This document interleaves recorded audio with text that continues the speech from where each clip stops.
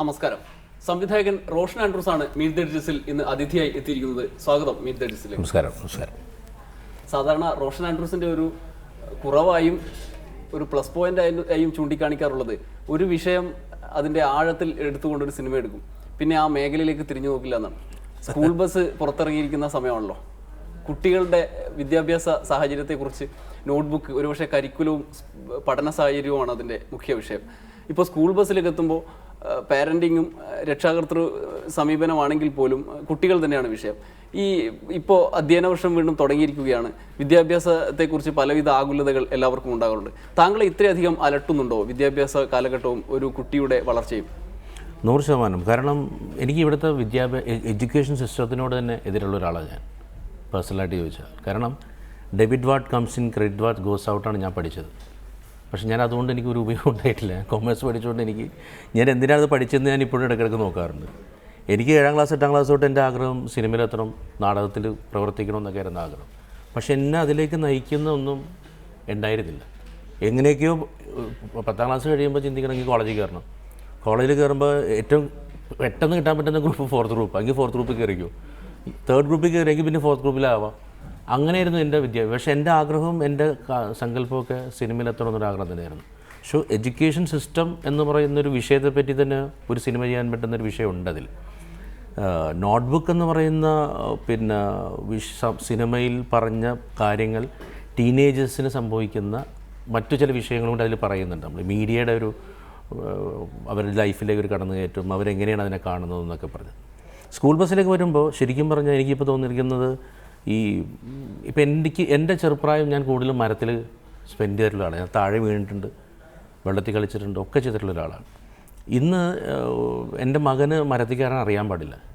അവൻ്റെ മെയിൻ കളി ടാബിലാണ് അവൻ കളിച്ചുകൊണ്ടിരിക്കുന്നത്. ഇപ്പോൾ എൻ്റെ കൊച്ചുമോൾ എൻ്റെ കമ്പ്യൂട്ടർ, എൻ്റെ 3ാമത്തെ കുട്ടി എൻ്റെ മൊബൈൽ മേടിച്ചിട്ട് അവൾ ഭംഗിയായിട്ടത് ഉപയോഗിക്കുന്നു. അത് തെറ്റല്ല അതിനെക്കുറിച്ച് ഞാൻ പറയുന്നത്. പക്ഷേ അവർക്ക് അതോടൊപ്പം തന്നെ ഒരു പ്രകൃതിയുമായിട്ടുള്ള ഒരു അറ്റാച്ച്മെൻറ്റ്. ഈ സിനിമ ചെയ്യാൻ, ഈ കഥ ചെയ്യാൻ തുടങ്ങിയപ്പോഴാണ് ഞാൻ തന്നെ എന്നെ കറക്റ്റ് ചെയ്യാൻ തുടങ്ങിയത്. നമ്മളിലുള്ളൊരു പരിവർത്തനം ഉണ്ടാകുമെന്ന് പറയുന്നില്ലേ, അതിൻ്റെ ആഴങ്ങളിലേക്ക് ഇറങ്ങി ചെല്ലുമ്പോഴാണ്. ഇപ്പോൾ മഴയത്ത് ഒരുമിച്ച് ഞാൻ കുട്ടികളായിട്ട് മഴയത്ത് പോയി നിന്ന് മഴ കൊള്ളാറുണ്ട്. വീടിൻ്റെ തൊട്ടൊരു മാവ് ഉണ്ട്, ആ മാവ് വരെ പിടിച്ച് കയറ്റാൻ ശ്രമിക്കാറുണ്ട്. വീഴണം, കാല് പൊട്ടണം. ഒരു ചെറിയ പൊട്ടൽ വന്നാൽ പോലും ആൾക്കാർക്ക് ആൻസൈറ്റി ഉണ്ട്. ഈ കുട്ടികൾ അനുഭവിക്കുന്ന വീർപ്പുമുട്ടലും സ്നേഹരാഹിത്യവും ഒക്കെ ഉണ്ടല്ലോ, സാധാരണഗതിയിൽ മുതിർന്നവർ അതിനെക്കുറിച്ച് ചിന്തിക്കാറില്ല. മനഃപൂർവ്വമല്ല, പക്ഷേ ചിന്തയിൽ വരാറില്ല. എന്തുകൊണ്ടാണ് താങ്കൾ, അല്ലെങ്കിൽ ഈ സിനിമ എന്തുകൊണ്ടാണ്? ഇപ്പം ഞാൻ പറയാം, ഒരു ഉത്സവപ്പറമ്പിൽ കുറേ ജനങ്ങളുടെ കൂട്ടത്തിൽ എന്നൊരു മോൻ പറയണം എനിക്ക് പേടിയാവണം എന്ന് പറയുമ്പോൾ നമ്മളെന്താ പറയുന്നത്? നമ്മളിങ്ങനെ അവരെ നോക്കിയിട്ട് പറയണത് ഇല്ല ഞാൻ കൂടെ ഉണ്ടെന്ന് പറഞ്ഞത്. പക്ഷേ നമ്മളാരും അവൻ്റെ പെർസ്പെക്റ്റീവിൽ നിന്ന് നോക്കാൻ ശ്രമിക്കുന്നില്ല. അവൻ്റെ ആ ഒരു ആംഗിളിൽ നിന്ന് നോക്കിയാൽ ആ ജനവും ആ ജനക്കൂട്ടവും ആ ആൾത്തിരക്കും അവന് ഭയമാണ്. അതിനെത്ര പേര് മുതിരുന്നുണ്ടെന്നുള്ളതാണ് വിഷയം. അതെല്ലാം ചേർത്തിട്ടാണ് ഇതിലൊരു അങ്ങനെയുള്ള ഒരു വിഷയം കൈകാര്യം ചെയ്യുന്നത്. കുട്ടിയുടെ കാഴ്ചപ്പാടെന്ന് പറയുമ്പോൾ കുട്ടികൾക്ക് വേണ്ടിയുള്ളൊരു സിനിമയാണോ, അതോ കുട്ടികളെക്കുറിച്ചുള്ള രക്ഷിതാക്കളുടെ ആശങ്കയും അഭിലാഷങ്ങളും പങ്കുവയ്ക്കുന്ന സിനിമയാണോ? ഇത് കുട്ടികൾക്ക് വേണ്ടി മാത്രമല്ല. ഇതിൻ്റെ ഒരു ആദ്യ പകുതി ഞങ്ങൾ ഇതിൽ ഉദ്ദേശിച്ചതും ആദ്യ പകുതി എന്ന് പറയുന്നത് കുട്ടികളും അവരുടെ രസങ്ങളും കാര്യങ്ങളും പറഞ്ഞിട്ട്, സെക്കൻഡ് എന്ന് പറയുന്നത് പാരൻറ്റിങ്ങിൻ്റെ ഒരു പാരൻസ് അതിലേക്ക് പോകുന്ന റൂട്ടും അതിലേക്ക് പോയി വീണ്ടും കുട്ടിയിലേക്ക് എത്തുന്ന ഒരു സ്ക്രീൻ പ്ലേ പാറ്റേണാണ് നമ്മൾ ഉപയോഗിച്ചിരിക്കുന്നത്. അതിൽ രണ്ട് പേർക്കും, കാരണം ഒരു കുട്ടിയുടെ മാത്രം പറഞ്ഞുകൊണ്ട് പാരൻറ്റ് പറയാൻ പറ്റില്ല. ഇപ്പം അമ്മ വന്നിട്ട് അവൻ ഉപദേശിക്കുന്നുണ്ട് പേരപ്പനെക്കുറിച്ച്. നമുക്ക് ഇതാണ് ഇപ്പോൾ ഉദാഹരണം, നിൻ്റെ ഒരു ടോയ് ഇവൻ എടുത്തു പോയാൽ നീ തിരിച്ചു ചോദിക്കില്ലേ എന്ന് പറഞ്ഞ പോലെ ഞങ്ങൾ ചോദിക്കണം എന്ന് ഇവിടെ ചോദിക്കുന്നുണ്ട്. പേരപ്പൻ ടോയ് എടുത്തുകൊണ്ട് പോയാൽ ആരുടെ എന്ന് ഇവിടെ ചോദിക്കുന്നൊരു ഇന്നസെൻസ് ഉണ്ട് അവരുടെ. ശരിക്കും പറഞ്ഞാൽ അത് തന്നെയാണ് ഇതിൻ്റെ ഒരു വിഷയവും. കാരണം നമ്മൾ അവർക്ക് എന്താ പറഞ്ഞു, അവർ പറയുന്നത് we are not bad people, ഞങ്ങൾ മോശക്കാരല്ലെന്ന് എന്തിനിവരൊന്ന് പറയാൻ മാത്രം തരം താഴ്ന്നവർ. ഇവർ പ്രവൃത്തിയല്ലേ കാണിച്ചു കൊടുക്കേണ്ടത്. ഇത് ശരിക്കും ഒരു നടന്ന സംഭവമാണ്. It's not a made up story. സഞ്ജയുടെ ഭാര്യയും ചേട്ടനും ഇറങ്ങിപ്പോയതാണ് ഇതിൻ്റെ സിനിമ. സഞ്ജയുടെ അഞ്ജന എന്ന് പറഞ്ഞ കുട്ടിയും അഞ്ജന നായരും അജിത് നായർ, ഈ 2 പേരും ഈ പറയുന്ന പ്രായത്തിൽ ഒരു വീട്ടിൽ ഒരു പ്രോഗ്രസ് കാർഡ് ഒപ്പിട്ടുകൊണ്ടുവരാൻ വേണ്ടി പറഞ്ഞപ്പോൾ പറയാനുള്ളൊരു പ്രശ്നമുണ്ട്. ഇവർ ഉറങ്ങി 4 ദിവസത്തെ കോട്ടയം സിറ്റിയിൽ നടന്ന ഒരു സംഭവത്തെയാണ് സഞ്ജയിൻ്റെ അടുത്ത് പറഞ്ഞത്. ആ കാലത്ത് എല്ലാ സിനിമകളിലും ഒരു അതിജീവനം ഉണ്ടല്ലോ, അത് സ്വയം പ്രതിരോധവും അല്ലെങ്കിൽ പ്രതിസന്ധികൾ അതിജീവിക്കുന്നതിൻ്റെ ഭാഗമായിട്ടുള്ളതാണ്. വേണമെങ്കിൽ ചിലപ്പോൾ അറിയാതെ വന്നു പോകണതല്ല. നമുക്ക് അതിജീവനം ഉണ്ട്, ഇല്ലെന്ന് ഞാൻ എല്ലാ കഥാപാത്രങ്ങൾക്കും ഉണ്ട്. അത് നമ്മളുടെ ഉള്ളിലുള്ള ഇൻറ്റീരിയർ എങ്ങനെയെങ്കിലേക്ക് നമ്മുടെ കലാസൃഷ്ടിയിൽ വരും. സ്ഥിരം ഫോർമാറ്റിൽ ഉള്ള പ്രമേയങ്ങളിൽ നിന്ന് മാറിക്കൊണ്ട് ഇപ്പോൾ ഹൗ ഓൾഡ് ആർ യു ആണെങ്കിൽ അത് സാമൂഹ്യ പ്രതിബദ്ധതയുള്ള ഒരു വിഷയം കൈകാര്യം ചെയ്യുന്നു. ഈ സിനിമ സ്കൂൾ ബസ് ഇങ്ങനെ പാരൻറ്റിങ്ങുമായി ബന്ധപ്പെട്ട വിഷയം കൈകാര്യം ചെയ്യുന്നു. മുംബൈ പോലീസ് ആണെങ്കിൽ സ്വർഗാനുരാഗിയായ ഒരു പോലീസ് ഓഫീസറുടെ അന്തസംഘർഷങ്ങളും അതിൻ്റെ സാമൂഹികതയും ചർച്ച ചെയ്യുന്നു. ഇങ്ങനെ ഈ സാമൂഹിക പ്രാധാന്യമുള്ള വിഷയങ്ങൾ മനഃപൂർവ്വം തിരഞ്ഞെടുക്കുന്നതാണ്. ഉദയനാണ് താരത്തിൽ അങ്ങനെ സാമൂഹിക പ്രശ്നം ഉണ്ടായെന്ന് എനിക്കറിയില്ല. ഉദയനാണ് താരം ഒരാളുടെ ഡ്രീമും ഒരു സംഗതിയായിരുന്നു. മറ്റതെല്ലാം വന്ന് സംഭവിക്കുന്നത് മനഃപൂർവ്വം ഇരുന്നിട്ട് ഒരു സൊസൈറ്റിക്ക് വേണ്ടി ഒരു സിനിമ എന്നില്ല, അറിയാതെ ഇതിലേക്ക് വന്ന് സൊസൈറ്റി ചില വിഷയങ്ങളായി മാറിപ്പോവാണ്. അതിൽ മനഃപൂർവ്വം ഒരു മെസ്സേജ് കൊടുക്കാമെന്ന് പറഞ്ഞൊരു സിനിമ ചെയ്യാറില്ല. ഒരു സിനിമ ചെയ്ത് കഴിയുമ്പോൾ ഒന്നും ഉറപ്പാണ്, ഇപ്പോൾ കസനോവ എന്നുള്ള സിനിമയിൽ അബദ്ധങ്ങൾ പറ്റിയ ഒരാളാണ് ഞങ്ങൾ. മാക്സിമം അതിൽ ചെയ്യാവുന്ന എൻ്റെ പല കാര്യങ്ങളും ചെയ്ത് നല്ല അബദ്ധം പറ്റി, ഒരു അബദ്ധത്തിൽ നിന്ന് പാഠം പഠിച്ച ഒരാളാണ് ഞാൻ. അപ്പോൾ അതുകൊണ്ട് അതിന് ശേഷം പിന്നീട് എടുത്ത സിനിമകളിലെല്ലാം കുറച്ചെങ്കിലും നിലവാരം, ഈവൻ സീനുകളുടെ കാര്യത്തിലായാലും മോശം വാക്ക് പറയുന്ന കാര്യത്തിലായാലും ഒക്കെ കുറച്ച് നിലവാരം ഉണ്ടാവണമെന്ന് ആഗ്രഹിക്കുന്നതിൻ്റെ ഭാഗമുണ്ട്. കാസനോവ എന്ന അബദ്ധം ഇനി ആവർത്തിക്കില്ല. ഇല്ല, ആവർത്തിക്കില്ല. അബദ്ധം വീണ്ടും സംഭവിക്കാതിരിക്കാൻ എന്താണ് ശ്രദ്ധിക്കുന്നത്? നമ്മൾ അതിൻ്റെ ഫുൾ അബദ്ധവും നമ്മൾ ഏറ്റെടുത്ത ആൾക്കാരാണ്. നമ്മളത് ഏറ്റെടുത്തത് കാരണം അതിൻ്റെ ഒരു പാകമാകാതെ അതിൻ്റെ സ്ക്രീൻ പ്ലേ ഞങ്ങൾ സ്റ്റാർട്ട് ചെയ്തു. പിന്നെ സ്ക്രീൻ പ്ലേയിൽ ഞങ്ങൾ കൂടുതൽ ശ്രദ്ധിച്ചില്ല, അതൊരു കഥ പറയുന്ന രീതിയിലും ഒക്കെ. മേക്കിങ്ങും കാര്യങ്ങളും അതിൻ്റെ ഷോർട്ട് ഡിവിഷൻസും വലുപ്പമുള്ളൊരു സിനിമ ഉണ്ടാക്കാനാണ് ശ്രമിച്ചത്. അതിൻ്റെ കണ്ടൻറ്റ്, അതിൻ്റെ കാതൽ എന്ന് പറഞ്ഞാൽ ലവ് വിൽ ഹീൽ ക്രൈം എന്നുള്ള സാധനം എത്തിക്കാൻ ഞങ്ങൾ പരാജയപ്പെട്ടു. ഞങ്ങൾ പരാജയമായിട്ട് തന്നെ അത് സ്വീകരിക്കുന്നു. സാധാരണ ഒരു സംവിധായകനോ ഒരു തിരക്കഥാകൃത്തുക്കളോ അങ്ങനെ തുറന്ന് സമ്മതിക്കുന്നത് അത്യപൂർവമാണ്. താങ്കളുടെ സിനിമാ ജീവിതത്തിലെ ഒരു വലിയ തിരിച്ചറിവാണ് അത് എന്ന് തന്നെയാണ് കരുതുന്നത്. 100%. ഏത് തരത്തിലാണ് അതിലേക്ക് വരുന്നതും പിന്നീട് അങ്ങനെ പരാജയപ്പെടുന്നതും? ഒരു തിരക്കഥ, സൂക്ഷ്മമായ തിരക്കഥയുടെ അഭാവം എന്നുള്ളതിനപ്പുറത്ത് നമുക്ക് കൃത്യമായ പ്ലാനിംഗ് ഉണ്ടോ? താങ്കളുടെ ആദ്യ സിനിമ മുതൽ വളരെ സുനിശ്ചിതമായൊരു പ്ലാനിങ്ങോടുകൂടിയാണ് താങ്കൾ മുന്നോട്ട് പോയിട്ടുള്ളത്. അതേസമയം ഇങ്ങനെ ഒരു കെട്ടുറപ്പില്ലാത്ത ഒരു സാഹചര്യത്തിൽ എങ്ങനെയാണ് എത്തിപ്പെട്ടത്? ഇപ്പോൾ ഉദയനാടതാരവും നോട്ട്ബുക്കും ഇവിടം സ്വർഗമാണും ചെയ്ത് കഴിയുന്ന സമയത്താണ് ഈ ലവ് വിൽ ഹീൽ ക്രൈം എന്ന് പറയുന്ന ഒരു ഐഡിയ വരികയും ഒരു ആക്ഷൻ ഓറിയൻറ്റഡ് സിനിമയായിട്ട് അത് മാറ്റാമെന്ന് നമ്മൾ ആലോചിക്കുകയും ചെയ്തത്. പിന്നീട് പ്ലാനിങ് എല്ലാം വന്നു. പക്ഷേ എവിടെയോ പ്ലാനിങ് പിഴച്ചു ഞങ്ങളുടെ എല്ലാ അർത്ഥത്തിലും. അതിൽ ഇന്ന ആളുകളെ നമുക്ക് ചൂണ്ടിക്കാണിക്കാനില്ല. കാരണം ഒരു സിനിമ പരാജയപ്പെട്ടിട്ടുണ്ടെങ്കിൽ അതിൻ്റെ കംപ്ലീറ്റ് ഇതും അതിൻ്റെ സംവിധായകന് തന്നെയാണ്, എൻ്റെ സ്ക്രീൻ പ്ലേക്കാണ്. ഞങ്ങൾ രണ്ടും ഒരുമിച്ച് ഏറ്റെടുത്ത ഒരു സാധനം. കുറച്ച് ഭാഗം ഒരുമിച്ച് ഒരാളുടെ മേത്തൊരു ഇത് വെക്കാതെ 2 ഭാഗങ്ങളായിട്ട് ഞങ്ങൾ സ്വീകരിച്ചു. അല്ല, അതിലൊരു ഈ താരത്തിൻ്റെ സാന്നിധ്യം, ഉദയനാണ് താരമാകട്ടെ, ഇവിടം സ്വർഗമാകട്ടെ, മോഹൻലാലിനെ ഒരു സാധാരണ മനുഷ്യനായി തന്നെ അവതരിപ്പിക്കാൻ പറ്റി. കാസനോവയിലേക്ക് വരുമ്പോൾ അതിനപ്പുറത്ത് അദ്ദേഹത്തിൻ്റെ താരശരീരത്തെ, താരപരിവേഷത്തെ ഉപയോഗിക്കുക എന്നുള്ള ആ വാണിജ്യപരമായ ബുദ്ധിയിലേക്ക് പോയതാണോ വലിയ തോതിൽ തിരിച്ചു? ഒരു പക്ഷേ അതായിരിക്കാം, ഞാൻ ഇല്ലെന്ന് പറയുന്നില്ല. അതിൽ പിന്നെ ബേസിക് കണ്ടൻറ്റ് എന്ന് പറയുന്നതിൻ്റെ സ്ക്രീൻ പ്ലേ ആണ് അത് അത്രത്തോളം കെട്ടുറപ്പ് അതിനുണ്ടായിരുന്നില്ല. ഞങ്ങൾ ഒരുമിച്ച് അതിനെക്കുറിച്ച് ആലോചിച്ച് ഉണ്ടാക്കിയൊരു സാധനമാണ്. അപ്പോൾ അതായിരുന്നു എൻ്റെ പരാജയം. ബേസിക് അഭിലാഷ് സൂചിപ്പിച്ച വാണിജ്യപരമായ ബുദ്ധി, 100%. ആ ബുദ്ധി മറ്റൊരു തരത്തിൽ സ്കൂൾ ബസ്സിലും ഉപയോഗിക്കുന്നില്ലേ? പ്രത്യേകിച്ചും അത്രമേൽ പ്രധാനപ്പെട്ട വേഷങ്ങളല്ലെങ്കിൽ പോലും ജയസൂര്യയുടെയും കുഞ്ചാക്കോ ബോബൻ്റെയും ഫോട്ടോകൾ പോസ്റ്ററിൽ ഇല്ലെങ്കിൽ ആളുകൾ കയറില്ല എന്നുള്ള ഒരു വാണിജ്യ ബുദ്ധി മനസ്സിൽ പ്രവർത്തിക്കുന്നില്ലേ? അതില്ല, അതുമായിട്ട് എനിക്ക് യോജിക്കാൻ കുറച്ച് ബുദ്ധിമുട്ടുണ്ട്. കാരണം നല്ല ആക്ടേഴ്സാണ്, എനിക്ക് 2 നല്ല ആക്ടേഴ്സിന് ആവശ്യമാണ്. 2 ആക്ടേഴ്സ്. ഇപ്പം ജയസൂര്യ ചെയ്ത ജോസഫ് എന്നൊരു കഥാപാത്രത്തിന് ആ ഒരു പ്രായത്തിൽ നിന്ന് ചെയ്യാൻ പറ്റുന്ന ഇപ്പോൾ നിലവിലുള്ള ഒരാൾ എന്ന് പറഞ്ഞാലാണ് ജയസൂര്യനെ ഞാൻ അതിലേക്ക് സമീപിക്കുന്നത്. പിന്നെ കുഞ്ചാക്കോ ബോബൻ ഒരു സ്വീറ്റ് പോലീസ് ഓഫീസർ ആവണം, കണ്ടാൽ അയാളെ പോലീസായിട്ട് തോന്നരുത്. ഒരു സ്വീറ്റ് പോലീസ്. ഞാൻ ഓൾറെഡി മുംബൈ പോലീസിൽ അങ്ങനത്തെ കുറച്ച് ആക്ഷൻ ഓറിയൻറ്റഡ് ആയിട്ടുള്ള കുറച്ച് മാൻലി ആയിട്ടുള്ള ഒരു പോലീസ് ഓഫീസർ നമുക്ക് കാണിച്ചു തരാം. ഒരു സ്വീറ്റ് ആയിട്ടുള്ള ഒരാൾ വേണമെന്നാണ് ചാക്കോച്ചനെ നമ്മൾ വെച്ചത്. ഇപ്പോൾ നിരുപമ എന്ന കഥാപാത്രം വിജയിച്ചു, ഈ ജൈവകൃഷിയുടെ കാര്യത്തിൽ വിജയിച്ചു. അതുപോലെ സാമൂഹിക മാറ്റത്തിന് സിനിമ ഇപ്പോൾ ഈ കാലഘട്ടത്തിൽ എത്രത്തോളം ഉതകുന്നുണ്ട്, അല്ലെങ്കിൽ എത്രത്തോളം ഫലവത്താണ്? ഇപ്പം ഞാനൊരു കാര്യം പറയാം. എനിക്കിപ്പോൾ തോന്നിയിരിക്കുന്നൊരു കാര്യം, നമ്മളിപ്പോൾ ഒരു പെയിൻറ്റർ അയാളൊരു പെയിൻറ്റിങ് ചെയ്യുമ്പോൾ എന്തെങ്കിലും അയാൾക്ക് കമ്മ്യൂണിക്കേറ്റ് ചെയ്യാൻ സാധിക്കണം. ഒരു ചെറു കഥ വായിക്കുമ്പോഴോ ഒരു ലേഖനം വായിക്കുമ്പോഴോ നമുക്ക് തന്നെ ഒരു കറക്ഷൻ വരാൻ സാധിച്ചാൽ അതിനെ ഞാൻ ഏറ്റവും കൂടുതൽ ഇഷ്ടപ്പെടുന്ന ഒരാളാണ്. ഒന്നുമില്ലാത്തൊരു സാധനം കണ്ടുപോകുന്നതിനേക്കാളും എന്തെങ്കിലും ഒരു സാധനം, ചിലപ്പോൾ ഒരു വാക്കായിരിക്കാം, ചിലപ്പോൾ ഒരു ഡയലോഗായിരിക്കാം, ചിലപ്പോൾ നമുക്ക് തന്നെ ഈ ഒരു അർത്ഥത്തിൽ എനിക്ക് എൻ്റെ ജീവിതത്തിൽ ഇങ്ങനെ ഒരു മാറ്റം ഉണ്ടാവണമെന്ന് ഒരു നിമിഷം പോലും ഒരാൾ ചിന്തിക്കാൻ പറ്റുക എന്നുള്ള സാധനമുണ്ട്. ഇതെല്ലാം സംഭവിക്കണമെങ്കിൽ അത് നല്ല കാര്യമല്ലേ? തീർച്ചയായിട്ടും. അങ്ങനെയാണെങ്കിൽ പുതിയ സിനിമകൾ സമൂഹത്തിൽ നിന്ന് ഒരുപാട് അകന്നു പോകുന്നു, അല്ലെങ്കിൽ ന്യൂജൻ സിനിമകൾ എന്ന് പറയുന്നത് വെറും എന്താണ് വാചക കസർത്ത് മാത്രമായി മാറുന്നു, അങ്ങനെയൊക്കെ വിമർശനങ്ങൾ നിലനിൽക്കുമ്പോഴാണ് ഈ ഒരു പോരാട്ടം നടക്കുന്നത്. ഇപ്പം ഞാൻ പറയും, ഇപ്പം ഞാനിപ്പോൾ ഈ കഴിഞ്ഞ കുറച്ച് ഞാൻ പേരുകൾ പറയുന്നില്ല സിനിമകൾ, എനിക്ക് വളരെ അസഭ്യ വാക്കുകളുള്ള വളരെ നമുക്ക് 2-3 സിനിമകൾ അടുപ്പിച്ച് ഞാൻ കണ്ടു കഴിഞ്ഞ ദിവസം ഇരുന്നിട്ട്. അതിലെല്ലാം മോശപ്പെട്ട വാക്കുകളും മോശപ്പെട്ട ദ്വയാർത്ഥ പ്രയോഗങ്ങളൊക്കെ വെച്ചിട്ടുള്ള സിനിമകൾ വന്നിട്ട് അതിലിരുന്ന് ചിരിക്കുന്നുണ്ട് ആൾക്കാർ. ഇതൊന്നും ഇല്ലാതെ, ഈ ദ്വയാർത്ഥ പ്രയോഗങ്ങളൊന്നും ഇല്ലാതെ തന്നെ നമ്മൾ ചിരിപ്പിച്ചിട്ട ആളാണ് ശ്രീനിയേട്ടൻ. ഒരു ഇന്നും അദ്ദേഹം എഴുതിയിരിക്കുന്ന പല ഡയലോഗുകളും നമ്മൾ ഇന്നും പല സമൂഹത്തിൽ പറയുന്നുണ്ട് അല്ലേ. ഇപ്പോൾ ലോയി സാറിൻ്റെ സിനിമയിലായാലും ഇവരൊക്കെ തമാശകൾ, നല്ല നിലവാരമുള്ള തമാശകൾ എഴുതിയ ആൾക്കാരാണ്. ഇന്ന് തമാശയ്ക്ക് വേണ്ടി പറയുന്ന കാര്യങ്ങളും ഒരു മനുഷ്യൻ്റെ നമ്മളുടെ സ്വന്തമായിട്ടുള്ള പ്രൈവറ്റായിട്ട് ചെയ്യേണ്ട ചില കാര്യങ്ങളുടെ പല കാര്യങ്ങളും ഇന്ന് പബ്ലിസൈറ്റ് ചെയ്തിട്ടില്ല. അതിനെയാണ് ഏറ്റവും മികച്ചതായിട്ട് കാണുന്നതിനോട് എനിക്ക് താല്പര്യമില്ല. പുതിയ കാലം പുതിയ വിഷയങ്ങളെ അഭിസംബോധന ചെയ്യണമല്ലോ. താങ്കളുടെ ആൻ്റണി മോസസ് എന്ന കഥാപാത്രം സ്വവർഗാനുരാഗിയാണ്. അങ്ങനെ ഒരു നായകൻ, അതും പൃഥ്വിരാജിനെ പോലെയുള്ള ഒരു നായകൻ, അങ്ങനെ സ്വവർഗാനുരാഗിയായ നായകനായ ഒരു സിനിമയിൽ വരുമെന്ന് നമ്മൾ മുൻപ് കരുതിയിട്ടില്ല, അല്ലെങ്കിൽ അതിന് മുൻപ് പൂർവ്വ മാതൃകയില്ല. അതൊരു പാത്ത് ബ്രേക്കിംഗ് ആണ് ആ അർത്ഥത്തിൽ. അങ്ങനെ ഒരു സമീപനം മനഃപൂർവ്വം സ്വീകരിക്കുന്നതായിരിക്കുമല്ലോ. ഇല്ല, ഇതിൻ്റെ ശരിക്കും പറഞ്ഞാൽ ആ സിനിമ ഒരു ആൻ്റണി മോസസും ഒരു ആൻ്റഗണിസ്റ്റും പ്രൊട്ടഗണിസ്റ്റും എന്ന് പറയുന്ന ഒരാളാവണം എന്ന് പറയുന്ന ഒരു പ്ലോട്ടിൽ തുടങ്ങിയൊരു സംഗതിയാണ്.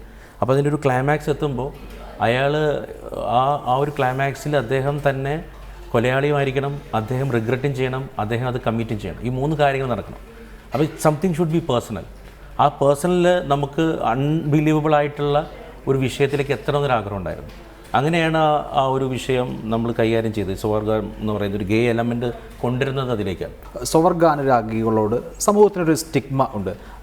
താങ്കളും ആ സിനിമയിൽ യഥാർത്ഥത്തിൽ അത് പങ്കുവെക്കുന്നില്ലേ? കാരണം ആൻ്റണി മോസസ് അദ്ദേഹത്തിൻ്റെ 2ാമത്തെ പാർട്ടിൽ 2ാമത്തെ മനുഷ്യൻ ഞാനാണ് കൊല ചെയ്തത് എന്നറിയുന്നതിനേക്കാൾ കൂടുതൽ ഞെട്ടൽ അനുഭവിക്കുന്നത് ഞാൻ യഥാർത്ഥത്തിൽ ഒരു ഗേ ആണ് എന്ന് മനസ്സിലാക്കുമ്പോഴാണ്.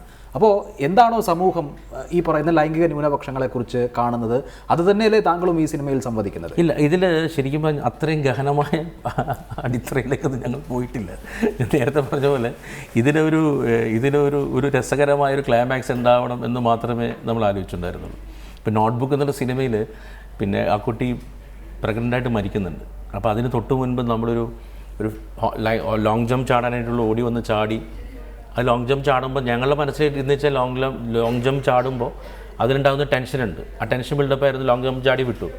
പിന്നീട് ഒരു ഫിലിം ഫെസ്റ്റിവൽ വന്നപ്പോൾ ഇതുപോലത്തെ ഒരു സ്ഥലത്ത് വെച്ച് ഒരു ആളുടെ അടുത്ത് പറഞ്ഞു, നിങ്ങൾ വളരെ മനോഹരമായിട്ട് ചെയ്തു, ആ ചാട്ടമാണ് അവളുടെ ഇതിനടി കിട്ടിയത്, അതുകൊണ്ടാണ് അവളുടെ ടേബിൾ. അപ്പോഴാണ് ഞാൻ അത് മനസ്സിലാക്കിയത് ഇങ്ങനൊരു സംഭവം രണ്ടോ. അല്ല, ഇതിൽ അഭിലാഷ് ചോദിച്ച ചോദ്യത്തിനകത്തുള്ളൊരു പ്രശ്നം എന്താണെന്ന് വെച്ചാൽ, നമ്മൾ ഉണ്ടാക്കുന്ന സിനിമയിൽ നിന്ന് മുന്നോട്ട് വയ്ക്കപ്പെടുന്ന ആശയങ്ങളുണ്ട്.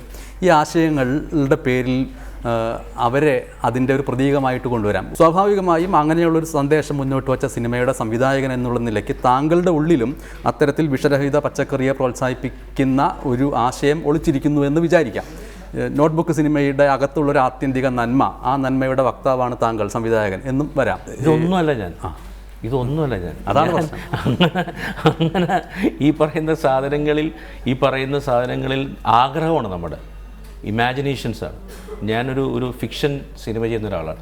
ഇതിൽ ഒരു 80% ഒരു 50%ഓ 30% നമ്മുടെ ആഗ്രഹങ്ങളും സ്വപ്നങ്ങളും. ഇപ്പോൾ ചിന്ത എന്നൊരു സാധനം ഉണ്ടല്ലോ. ഇപ്പോൾ എൻ്റെ മുന്നിൽ അങ്ങിയിരിക്കുന്നു, എൻ്റെ മനസ്സിലെ ചിന്ത എന്താണെന്ന് അങ്ങേക്കറിയില്ല, അങ്ങയുടെ മനസ്സിലെ ചിന്ത എന്താണെന്ന് എനിക്കറിയത്തില്ല. മനസ്സാണ് അവിടെ സംസാരിക്കുന്നത് അല്ലേ. ഞാനിപ്പോൾ ഇവിടെ വന്നിരിക്കുമ്പോൾ ഒരു സംവിധാനമായിട്ട് നിങ്ങളുടെ മുമ്പിൽ ഇരിക്കുന്നു. തൊട്ട് പുറത്തേക്ക് ചിലപ്പോൾ ഞാൻ മധുവിൻ്റെ സുഹൃത്തായിരിക്കാം. താഴേക്ക് ഇറങ്ങുമ്പോൾ എൻ്റെ ഭാര്യ അവിടെ നിൽക്കുക, ഞാൻ അയാൾക്ക് ഭർത്താവായിട്ടുണ്ടാവാം. ഒരു നിമിഷം കൊണ്ട് തന്നെ 5ഉം 10ഉം കാര്യങ്ങൾ ചെയ്യുന്ന ഒന്നാണ് മനസ്സെന്ന് പറയുന്നത്.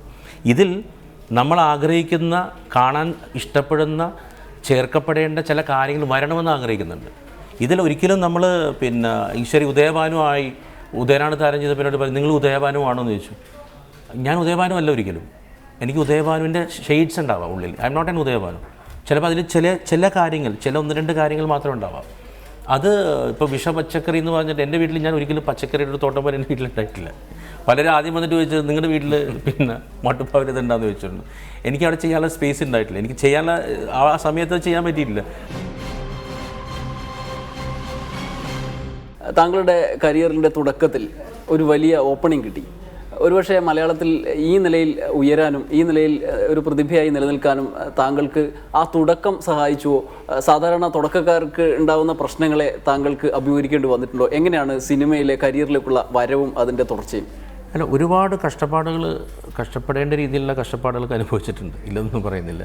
ഒരു സാധാരണ കുടുംബത്തിലുള്ള ഒരാളാണ് ഞാൻ. എൻ്റെ വീട്ടിൽ അച്ഛനോ അമ്മയോ അങ്ങനെ സിനിമയോ അങ്ങനെ ഒന്നുമില്ലാത്ത ഒരു നസ്രത്തിലെ ഒരു വീട്ടിൽ ജനിച്ചവനാണ് ഞാൻ. പിന്നീട് സിനിമയെന്ന് പറയുന്ന ഒരു ഭ്രമം ഉള്ളിലുണ്ട്. അത് ഈ പറഞ്ഞ പോലെ എല്ലാ ആൾക്കാരും പറയുന്ന കഥകളിൽ ഉള്ള പോലെ തന്നെ സിനിമകൾ കാണലും സംവിധായകരെ പോയി കാണലും ഒക്കെ ഉണ്ടായിരുന്നു. പിന്നീട് കുറച്ച് ബൈ ഗോഡ് ഗ്രേസ് നമുക്ക് കമൽ സാറിൻ്റെ കൂടെയും ഷായ് സാറിൻ്റെ കൂടെയും സന്ധ്യാമോഹൻ സാറിൻ്റെ കൂടെയൊക്കെ വർക്ക് ചെയ്യാനുള്ള 1-2 സിനിമകൾ വർക്ക് ചെയ്യാനൊരു അവസരം കിട്ടി. പിന്നീട് ടെലിഫിലിം ഡയറക്റ്റ് ചെയ്തു, സ്വന്തമായിട്ട് ഒരു സീരിയൽ ഡയറക്റ്റ് ചെയ്തു, പിന്നെ 10-12 ആഡ് ഡയറക്റ്റ് ചെയ്തു. ഇത്രയും ചെയ്ത് കഴിഞ്ഞതിന് ശേഷമാണ് ഉദയനാടതാരത്തിനൊരു ഐഡിയ കിട്ടുന്നതും ആ ഐഡിയ ആയിട്ട് ശ്രീനിയേട്ടനെ പോയി കാണുന്നതും. പിന്നെ അതിനുശേഷം ഒരു 4 വർഷം ശ്രീനിയേട്ടൻ്റെ കൂടെ ഒരു 4 years ആയിരുന്നു ഒരു സ്ക്രിപ്റ്റ് എഴുതി കിട്ടാനുള്ള ഒരു സമയവും അതിൻ്റെ ഒരു യാത്രയും.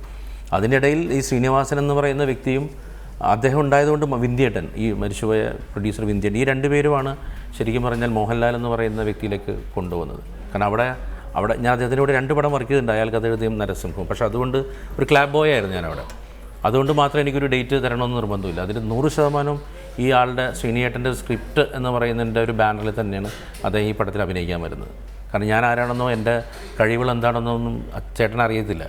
പിന്നീട് ആ സിനിമ വന്ന് വർക്ക് ചെയ്ത് കഴിഞ്ഞ ശേഷമാണ് ആ ഒരു ഇതിലേക്ക് വരുന്നത്. ഇപ്പോൾ സ്കൂൾ ബസ് പോലുള്ള സിനിമ അല്ലെങ്കിൽ നോട്ട്ബുക്ക് പോലുള്ള വിദ്യാർത്ഥികളുമായി ബന്ധപ്പെട്ട സിനിമകൾ, ഇവിടെ കേരളത്തിൽ കാണിച്ചിട്ടുള്ള ഏറ്റവും കൂടുതൽ ഇറാനിയൻ സിനിമകളിലെ ഏറ്റവും വലിയ പ്രതിപാദ്യവും കുട്ടികളാണ്, വിദ്യാർത്ഥികളുമായി ബന്ധപ്പെട്ടതാണ്.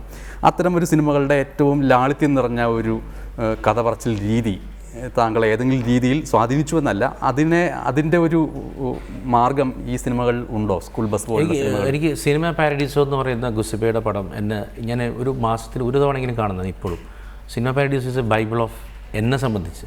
അങ്ങനത്തെ സെൻട്രലൈസേഷൻ, അങ്ങനത്തെ കുറച്ചധികം സിനിമകളുണ്ട്, എൻ്റെ ഫേവറേറ്റ് സിനിമകളുണ്ട്. അതെടുത്ത് വെച്ചിട്ട് കഴിവതും എപ്പോഴിട്ട് കാണുക. എനിക്ക് സിനിമ കണ്ടാണ് ഞാൻ സിനിമ പഠിച്ചിരിക്കുന്നത്.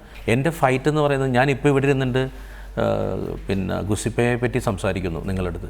എന്നെങ്കിലും എൻ്റെ ഒരു സിനിമ ഈ പറയുന്ന രാജ്യത്തിരുന്ന് ആരെങ്കിലും പറയണമെന്നുള്ളൊരു സ്വപ്നമാണ്. തമിഴിലേക്ക് പോകുമ്പോൾ അവിടുത്തെ കൾച്ചറും അവിടുത്തെ സാഹചര്യങ്ങളും ആശങ്കപ്പെടുത്തിയില്ലേ? ഒന്നുമില്ല. എനിക്ക് ഈ കഥ കാരണം ആ കൾച്ചറിലേക്ക് മാറ്റിയാൽ മതി. നമ്മൾ സൂര്യയായിട്ട് 36 വയതിൽ നിന്ന് സാധനം ചെയ്തപ്പോൾ അദ്ദേഹത്തിൻ്റെ ആദ്യത്തെ പ്രൊഡക്ഷൻ ഹൗസാണ്. അദ്ദേഹം ആദ്യമായിട്ട് ആ സാധനം ചെയ്യുമ്പോൾ എന്നെ പോലത്തെ ഒരാൾ, ഞാനത് കംപ്ലീറ്റ് സാധനങ്ങൾ അവരുടെ ഡിസൈൻ തൊട്ട് ആ സിനിമ ഇറങ്ങുന്ന വരെയുള്ള കംപ്ലീറ്റ് സാധനം ഡിസൈൻ ചെയ്ത് ഞാൻ ആദ്യത്തെ 2 ദിവസം ബോറടിച്ചു. ആദ്യത്തെ 2 ദിവസം ചെയ്ത കാര്യം തന്നെ വീണ്ടും ചെയ്യാൻ ഡൽഹി പോയപ്പോൾ എനിക്ക് ഭയങ്കര ബോറിങ്ങായി. ദൈവം ഇത് പ്രശ്നമായി പോകുമെന്ന് ഓർത്തു. കാരണം ഭയങ്കര എക്സൈറ്റ്മെൻറ്റോടെ ചെയ്തപ്പോൾ അതേ ഡൽഹി, അതേ സ്ഥലം, അതേ നടത്തം, കാര്യങ്ങൾ വന്നപ്പോഴത്തേക്കിനും ബോറിങ്ങായി. എൻ്റെ ഉള്ളിലുള്ള എല്ലാ എക്സൈറ്റ്മെൻറ്റും പോയിട്ട് ഞാൻ ക്യാമറാൻ്റെ അടുത്തോളം ദൈവം എനിക്ക് കണ്ടിന്യൂ ചെയ്യാൻ പറ്റുമെന്ന് എനിക്ക് തോന്നുന്നില്ല എന്ന് പറഞ്ഞു. ഇല്ല സാർ, ഇത് സെയിം ലൊക്കേഷൻ. അപ്പോൾ അത് വന്നപ്പോൾ അതൊന്നും മനസ്സിൽ 2 ദിവസം എന്നെ ഭയങ്കരമായിട്ട് എടുത്ത് ഒലച്ചു എന്നെ. പിന്നീട് ചെന്നൈയിലേക്ക് വന്നപ്പോൾ ആ കൾച്ചറിലേക്ക് കിടക്കാൻ തുടങ്ങി. ഈ സിനിമ ആ കൾച്ചറിൽ ചെയ്യുമ്പോൾ ഉണ്ടാകുന്നൊരു എൻജോയ്മെൻ്റ് ഉണ്ട്. അതായിരുന്നു എൻ്റെ എക്സൈറ്റ്മെൻറ്റ്. കാരണം സീനുകൾ ഒരു പ്രാവശ്യം ചെയ്ത് കഴിഞ്ഞു. അതിൻ്റെ എൻജോയ്മെൻറ്റും കിട്ടിയ ഒരാളാണ് എൻ്റെ ഇമോഷനിൽ. ആ സിനിമ താങ്കൾക്ക് വേറൊരു ആഹ്ലാദം കൂടി നൽകി. ഈ സൂര്യയുമായുള്ള സൗഹൃദം അത് അപ്രതീക്ഷിതമായി ഒരാളിലും കാണാത്ത വിധത്തിൽ താങ്കളുടെ വീട്ടിലേക്ക് കയറി വന്നു സൂര്യയും കുടുംബവും. അതിൻ്റെ ഒരു അനുഭവം എങ്ങനെയാണ്? അല്ല, അത് എനിക്ക് വളരെ എൻ്റെ സിനിമാ ജീവിതത്തിൽ കിട്ടിയ ഏറ്റവും വലിയ സുഹൃത്തുക്കൾ ആയി മാറിയ ജോയും സൂര്യ എന്ന് പറയും. അവർ സിനിമ കഴിഞ്ഞപ്പോൾ എന്നെ വിളിച്ചിട്ട് പറഞ്ഞു ഞങ്ങളങ്ങോട്ട് വരികയാണ്. അവർ ഇവിടെ US ട്രിപ്പിൽ എന്താണ് പോയത്. അപ്പോൾ 3 days വീട്ടിലേക്ക് വരാമെന്ന് പറഞ്ഞ് അങ്ങനെ 3 ദിവസം വീട്ടിൽ വന്നു. ഇവിടെ ട്രീറ്റ് ചെയ്യാനുള്ള കാര്യങ്ങൾ നമ്മളിവിടെ ട്രീറ്റ് ചെയ്തു. നമ്മളൊരു ഹൗസ് ബോട്ടിങ്ങിന് പോയി എല്ലാമായി. പിന്നെ ഒരുപാട് സംസാരവും സിനിമയെ പറ്റി മാത്രം. ഇപ്പോൾ സ്കൂൾ ബസ് ഇറങ്ങിയപ്പോൾ മിനിഞ്ഞാന്ന് പോയിട്ട് അവർ 2 പേരും കൂടി തിയേറ്ററിൽ പോയി ഓഡിയൻ്റെ കൂടി ഇരുന്ന് പടം കണ്ടു. അതൊക്കെ വലിയൊരു വിളിച്ചപ്പോൾ തന്നെ അപ്രീഷിയേറ്റ് ചെയ്യുക. ഡിഫറെൻറ്റ് ഫിലിമാണ്, ഡിഫറെൻറ്റ് അറ്റംപ്റ്റ് ഉണ്ട്, എൻഗേജ്ഡായി ഞങ്ങൾ. കാരണം ഒരു ന്യൂ അറ്റംപ്റ്റ് റോഷൻ എന്നൊക്കെ പറയും. അങ്ങനെ ഒരു സംഗതി ഉണ്ട് ഉള്ളിൽ. അത് പോകുന്ന ആ സൗഹൃദം അത് സൂര്യമായ ഒരു സിനിമ ചെയ്യാൻ പോകുകയാണെന്ന് കൂടി കേട്ടു. അല്ല, സിനിമ ഇപ്പോൾ വേറൊരു ആളാണ് ചെയ്യുന്നത്, മലയാളിയായിട്ടുള്ള ഒരു പെൺ സംവിധായിക. അത് അവരൊരു കഥയൊക്കെ പറഞ്ഞ് റെഡിയായിരിക്കുന്നതാണ്. എന്നും എനിക്ക് അവിടെ ഒരു ഓപ്പണാണ്. എനിക്കവിടെ ഞാൻ അദ്ദേഹത്തിന് ജോക്കും പറ്റിയൊരു കഥയ്ക്ക് വേണ്ടി കാത്തിരിക്കണം. എനിക്ക് അങ്ങനെ അത്ര വലിപ്പമുള്ളൊരു കഥ എൻ്റെ കയ്യിൽ വന്നിട്ടില്ല. അത് കിട്ടുകയാണെങ്കിൽ അത് പോയി പ്രസൻറ്റ് ചെയ്യണമെന്ന്. ഈ നടന്മാരെ സെലക്ട് ചെയ്യുന്നത് ഇപ്പോൾ നിരുപമ എന്ന കഥാപാത്രത്തെ മഞ്ജു വാര്യരെ സെലക്ട് ചെയ്യുന്നു. അപ്പോൾ ആ നടി അഭിനയിക്കുന്ന പരസ്യങ്ങൾ പോലും എന്താണ് കുവി തോൽപ്പിക്കുക അല്ലെങ്കിൽ നവമാധ്യമങ്ങളിലൂടെ വിമർശിച്ച് തോൽപ്പിക്കുക, അങ്ങനെ ഒരു ഗ്രൂപ്പ് ഓഫ് പീപ്പിൾ ഉണ്ട്. അങ്ങനെ വരുമ്പോൾ പുതിയ ആളുകളെ ഒരു താരമൂല്യം 2ാം സ്ഥാനത്തൊക്കെ നിൽക്കുന്ന ആളുകളെ വെച്ച് സിനിമ ചെയ്യുമ്പോൾ ഉണ്ടാകുന്ന പ്രതിസന്ധികൾ അല്ലെങ്കിൽ അതിനെ അതിജീവിക്കാൻ വേണ്ടി വരില്ലേ അങ്ങനെ ഒരു തടസ്സം? എല്ലാം ബേസ് ചെയ്യുന്ന സാറ്റലൈറ്റിലാണ്.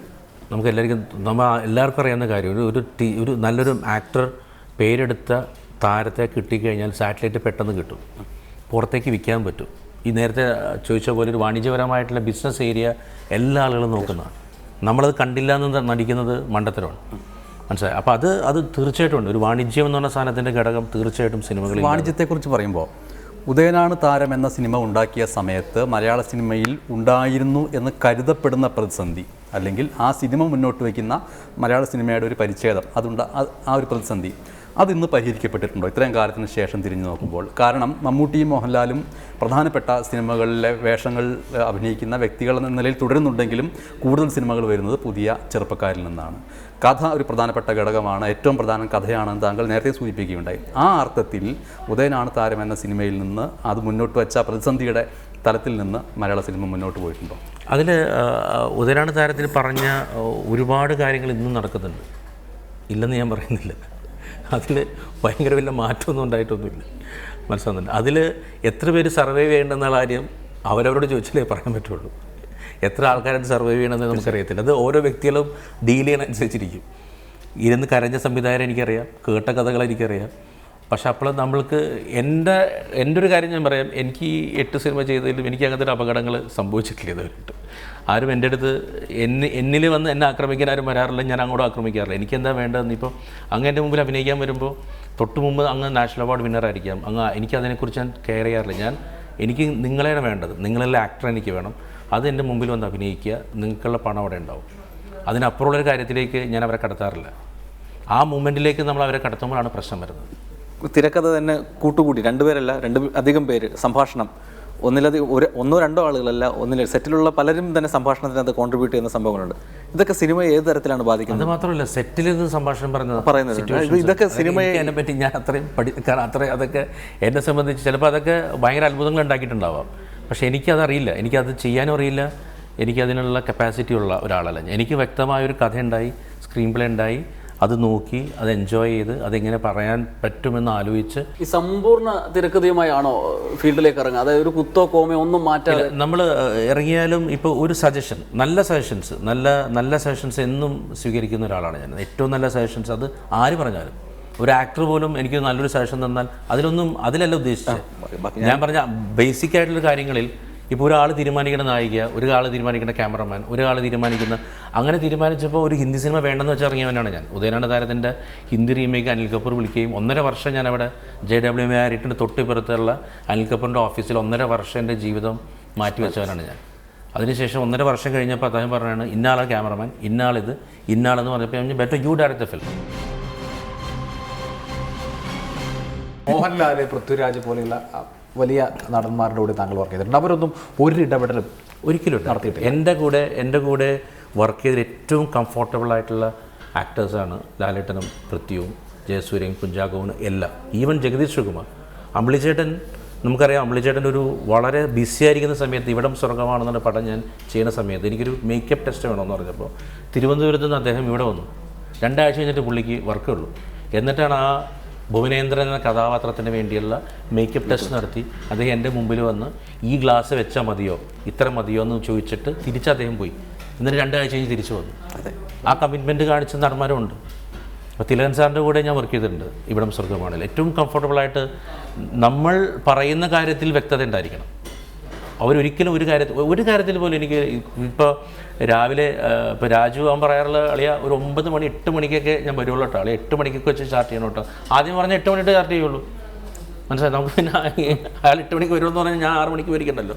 അപ്പം നമ്മൾ സെറ്റ് പറയും അദ്ദേഹം 8 മണിക്ക് വരുന്നുണ്ടെങ്കിൽ നമ്മൾ 7 മണിക്ക് പോയാൽ മതി. ഇത്രയും സിനിമകളിൽ ഏറ്റവും കൂടുതൽ അസാധാരണമായ വിധം താങ്കൾ സഹകരിച്ചിട്ടുള്ളവരാണ് ബോബി സഞ്ജയ്. എന്തുകൊണ്ടാണ് അവരെ ഇത്ര അടുത്ത് കാണുന്നത്? ഞാൻ പറയുന്നത് അവർക്കും അവർ പറഞ്ഞ് എനിക്ക് മനസ്സിലാവുന്നുണ്ട് പെട്ടെന്ന്. ഈഗോ ഇല്ല, ഞങ്ങൾക്ക് എന്തും പറയാം, നല്ല സുഹൃത്താണ്. പിന്നെ ഒരു അണ്ടർസ്റ്റാൻഡിങ് ഭയങ്കരമാണ്. അണ്ടർസ്റ്റാൻഡിങ് എന്ന് പറയുന്നത് ഞങ്ങൾ ഒരുമിച്ചാണ് വളർന്നത്. കമൽ സാറിൻ്റെ കൂടെ ഞങ്ങൾ ഒരുമിച്ചാണ് ഒരു റൂമിലാണ് കിടന്നുറങ്ങിയത്. സ്വപ്നങ്ങൾ നെയ്ത് ഒരുമിച്ചാണ്. പിന്നെ കുറച്ച് കാലം 3 വർഷത്തോളം മിണ്ടാണ്ടിരുന്നു, ചെറിയൊരു സൗന്ദര്യപ്പിണക്കം. പിന്നീടും കൂടി പിന്നെ ആ യാത്രയിൽ തന്നെ ഞങ്ങൾ മനസ്സിലുള്ള കഥകളും ചിന്തിക്കുന്ന കാര്യങ്ങളൊക്കെ ഒരു സിങ്ക് ഉണ്ട്, രസമുണ്ട്, ഒരു എക്സൈറ്റ്മെൻ്റ് ഉണ്ട്. പിന്നെ വളരെ ഫെൻറ്റാസ്റ്റിക് ആയിട്ടുള്ള റൈറ്റേഴ്സാണ് അവർ. അപ്പോൾ ആ ഒരു കംഫർട്ടബിൾ സോൺ എനിക്കുണ്ട് ഭയങ്കര. എനിക്ക് എന്തെങ്കിലും പുതിയതായിട്ട് ചെയ്യാൻ പറ്റുന്നുണ്ടെങ്കിൽ അതിൻ്റെയൊക്കെ ബേസിക്കലി അവർ സ്ക്രീൻ പ്ലേയുടെ ഹെൽപ്പ് ചേർത്തൊന്നുമല്ല. ലോക സിനിമയിലെ ഒരു അപൂർവ കാര്യം ഇതിൽ സംഭവിച്ചിട്ടുണ്ടെന്ന് തോന്നുന്നു. ഒന്ന്, താങ്കളുടെ സംവിധായകൻ്റെ മകളും ക്യാമറാമാൻ്റെ മകനുമാണ് ഇതിലെ പ്രധാനപ്പെട്ട വേഷം ചെയ്യുന്ന കുട്ടികൾ. എങ്ങനെയാണ് അവരിലേക്ക് എത്തിയത്? എൻ്റെ മോള് ശരിക്കും 8 വയസ്സായി ഇപ്പോൾ അവൾക്ക്. എൻ്റെ മോളുടെ എല്ലാ ചേഷ്ടകളും എനിക്കറിയാം ഒരു അച്ഛനെന്ന നിലയിൽ. എനിക്ക് എളുപ്പമാണ് അവളെ ചെയ്യിക്കാൻ. ഇപ്പോൾ ഞാനൊരു ആക്ടറിനെ ഒരു ആക്ട്രസ്സോ എൻ്റെ പടത്തിൽ വരയ്ക്കാൻ പറ്റും, ഞാൻ അവരോട് ഭയങ്കര സുഹൃത്തുക്കളാവും അത്രയും ദിവസത്തേക്ക്. കാരണം എനിക്ക് അവരുടെ ചേഷ്ടകളും അവരുടെ കാര്യങ്ങളും എനിക്ക് മനസ്സിലാക്കണം. എനിക്ക് ഈസി ആയിട്ട് വർക്ക് ചെയ്യാൻ സാധിക്കും. അപ്പോൾ എൻ്റെ കൂടെ വർക്ക് ചെയ്ത് പോയേക്കുന്ന എല്ലാ ആക്ടേഴ്സിനും ആ ഒരു കംഫർട്ടബിൾ സോൺ ഉണ്ട്. ഇതിലേക്ക് മകളിലേക്ക് വരാൻ കാരണം സഞ്ജയ് എഴുതുന്ന സമയത്ത് പറഞ്ഞു നമുക്ക് അഞ്ജുനെ വേണമെങ്കിൽ പരിഗണിച്ചുകൂടെ എന്ന് ചോദിച്ചു. അപ്പോൾ പിന്നീട് നമ്മൾ അംഗീകരിക്കുക ചെയ്തത്. പിന്നെ മുരളിച്ചേട്ടനെ കൺഫേം ചെയ്തതിന് ശേഷം മുരളിച്ചേട്ടൻ്റെ അമ്മ മരിച്ചിട്ട് അവിടെ വീട്ടിൽ ചെന്നപ്പോഴാണ് ഇവനെ കാണുന്നത്. ഇവൻ്റെ ചിരിയാണ് എന്നെ അട്രാക്ട് ചെയ്തത്, ഈ ആകാശിൻ്റെ. അങ്ങനെ ആകാശിനെ കൊണ്ടുവന്നത് ഏറ്റവും എളുപ്പം ഇവരെ വർക്ക് ചെയ്യിക്കാനാണ്. ഏറ്റവും എളുപ്പം ഏറ്റവും രസവും കുട്ടികളെ വർക്ക് ചെയ്യിക്കുന്നതിൻ്റെ അത്ര ഒരു സുഖം വേറെ ഒന്നുമില്ല. കാരണം ഒന്നുമില്ല, അവരാകെ പ്രശ്നം തന്നെ ടയേർഡാവും. കുറേ നേരം ചെയ്ത് കഴിയുമ്പോൾ അവർക്ക് ചിലപ്പോൾ ടയേർഡായിട്ട് പോയി കിടക്കാം.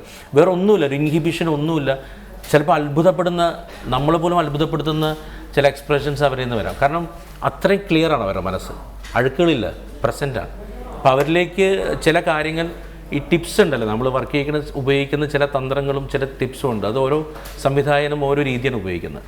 അപ്പോൾ എനിക്ക് എൻ്റെതായ രീതിയുണ്ട്. ആ രീതിയിൽ ഞാൻ വളരെ കംഫർട്ടബിൾ ആയിരുന്നു വർക്ക് ചെയ്യാൻ. ആ സിനിമയിൽ ഈ വല്യപ്പാപ്പൻ മരിച്ചു മോള് പറയുന്ന ഡയലോഗ്, അതുപോലെ ആകാശിൻ്റെ അസാധാരണമായ ഒരു അഭിനയം, കുട്ടികളെ ഇങ്ങനെ ചേർത്ത് നിർത്തി താങ്കൾ അഭിനയിപ്പിച്ചു.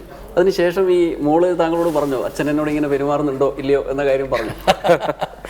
അത് പിന്നെ ഇപ്പോൾ ഞാൻ പറയാം, ഞാൻ അതിലൊരു ഓറഞ്ച് കഴിച്ചോട്ടെ അപ്പ എന്ന് ചോദിക്കുന്ന സീനുണ്ട്. അപ്പോൾ അതിൽ അഭിനയിപ്പിച്ചുകൊണ്ടിരിക്കുന്ന സമയത്ത് എനിക്ക് അയാളുടെ പെട്ടെന്ന് എക്സ്പ്രഷൻ കിട്ടാൻ വേണ്ടി അടുത്തോട്ട് ഞാൻ പറഞ്ഞു, പപ്പച്ചു ഇടയ്ക്ക് വഴക്കിട്ട് കഴിയുമ്പോൾ നീ ഇരിപ്പിരിക്കുമല്ലേ, അതുപോലെ ഇരുന്നോട്ടെ എന്നെ നോക്കിയത്. അവളെ പെട്ടെന്ന് അവൾക്കത്, കാരണം ഞാൻ ഇടയ്ക്ക് വഴക്ക് പറയും, പിള്ളേരായ ഞാൻ വഴക്ക് പറയുന്ന അപ്പം തന്നെയാണ്. ഞാൻ ഒരിക്കലും പാമ്പറിങ് ചെയ്യുന്ന ഒരാളല്ല. ഞാൻ വഴക്ക് പറയുന്ന സമയത്ത് വഴക്കും, സ്നേഹിക്കേണ്ട സമയത്ത് സ്നേഹിക്കുകയും ചെയ്യുന്ന ഒരു അച്ഛനാണ് ഞാൻ. അപ്പോൾ അത് പെട്ടെന്ന് അവളിലേക്ക് കയറി. പക്ഷേ അത് പിന്നെ അവളെനിക്ക് കരയിക്കുന്ന രംഗം വേണ്ടി വന്നു. അവളിതിലൊരു always remember that your brother loved you എന്ന് പറയുമ്പോൾ ഒറ്റ കരച്ചിലുള്ളൂ. എനിക്കത് ഗ്ലിസറിൻ ഇട്ടാലും ആ സുഖം കിട്ടില്ല. അപ്പോൾ അവിടെ ചിലപ്പം ഒരു അച്ഛൻ്റെ അപ്പുറം ചില മാനസികമായി അവളെ കരയിക്കാനുള്ള ചില തന്ത്രങ്ങൾ ഉപയോഗിച്ച് അവൾ റിയലായിട്ട് കരഞ്ഞതിന് ശേഷം കുറച്ച് നേരം ഞാൻ മാറിയെന്ന് കരഞ്ഞു. കാരണം എനിക്കത് പിന്നീട് ചെയ്ത് കഴിഞ്ഞപ്പോൾ നമുക്കുള്ളിൽ വിഷമമായി. കാരണം ഇത് അവളുടെ ബെസ്റ്റ് കിട്ടാനായിട്ടാണ് ചെയ്യുന്നത്. പക്ഷെ അത് കഴിഞ്ഞപ്പോൾ ഒരു ചോക്ലേറ്റ് മേടിച്ചു കൊടുത്തുകൂടി അവളുടെ പ്രശ്നം കഴിഞ്ഞു. അത് പിന്നീട് പ്രശ്നമായി. അത് പിന്നീട് വീട്ടിൽ പോയിട്ട് അമ്മയെടുത്ത് പറഞ്ഞിട്ട് പറഞ്ഞു ആളെന്നെ സെറ്റ് വെച്ച് അങ്ങനത്തെ 1-2 കാര്യങ്ങളോ അല്ലാതെ. But she is very happy, very comfortable ആയിരുന്നു വർക്ക് ചെയ്യാനൊക്കെ. അവസാനമായി ഇനി എന്താണ് പരിപാടി? അടുത്ത പടം വീണ്ടും ബോബി സഞ്ജയായിട്ടൊരു സിനിമ.